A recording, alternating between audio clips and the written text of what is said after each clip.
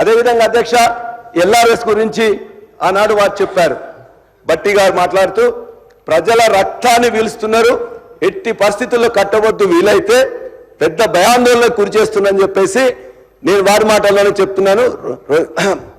ఎందుకంటే నేను రికార్డు ఇప్పుడు నేను వేయడం అనేది మీరు పర్మిషన్ ఇస్తే రికార్డు కూడా ఇస్తాం. సీతక్క గారు కూడా చెప్పిండ్రు, ఎల్ఆర్ఎస్ పేరుతో దాచుకోవడానికి ఇది ఒక నాటకం, ప్రజల దగ్గర చిల్లి గవ్వ లేకుండా చేయడానికి ఎల్ఆర్ఎస్ అనేది ఎవరు కట్టవద్దని చెప్పారు. కోమటిరెడ్డి వెంకటరెడ్డి గారు ఏం చెప్పారు, ఎల్ఆర్ఎస్ జోలికి పోతే బీఆర్ఎస్ ని బొంద పెడతారు, మొత్తం 3 లక్షల కోట్లు వస్తున్నది, రంగారెడ్డి జిల్లాలోనే 1,00,000 కోట్లు వస్తున్నది, యాదాద్రిలో 34,000 కోట్లు వస్తున్నది, కాబట్టి మీరు ఎవరు కట్టొద్దని చెప్పారు.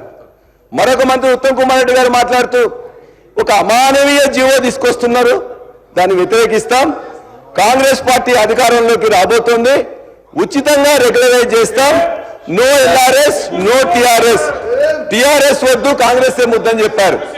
నేను ఇవాళ ఇవన్నీ రికార్డ్స్ కూడా బట్టి గారు, సీతక్క గారు, కోమటిరెడ్డి గారు, అదేవిధంగా ఉత్తమ్ కుమార్ రెడ్డి గారు మంత్రులుగా ఉండి వారి మాటల్ని నేను రికార్డ్ చేసుకుని ఉన్నా, వారికి కూడా మీ యొక్క సమక్షంలో కూడా నేను పెడతా.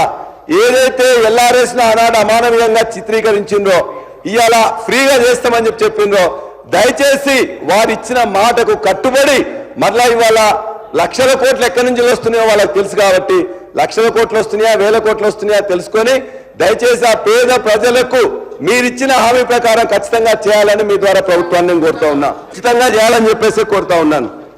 అదే అధ్యక్ష ఇవాళ ఉచితంగా చేస్తానని మీరు చెప్పారు అధ్యక్ష, దానే చేయమని అడుగుతున్నాం. అధ్యక్ష గత సంవత్సరం 2014-15లో రిజిస్ట్రేషన్ మీద వచ్చిన ఆదాయం ఆనాడు 2,822 కోట్లుంటే మేము మీకు ప్రభుత్వం మీకు అప్పచెప్పినాడు 2023-24లో 14,588 కోట్లు. ప్రతి సంవత్సరం ఒక్క కోవిడ్ పీరియడ్లో తప్ప మిగతా ప్రతి సంవత్సరం కూడా 30%, 40% రేట్లని పెంచకుండా ఇవన్నీ ఎల్ఆర్ఎస్ అమౌంట్ తీసుకోకుండా దీనిలోనే 14,588 కోట్లు ఆనాడు వచ్చింది అధ్యక్ష. మరి మీరు అన్నీ చెప్పారు కదా, మీరు బ్రహ్మాండంగా చేసింది కదా, ఎందుకు ఈ సంవత్సరం ఇప్పటి వరకు 10,911 కోట్లు మాత్రమే వచ్చింది? దానికోసం మీరు ఏమైనా చర్యలు తీసుకుంటున్నారా?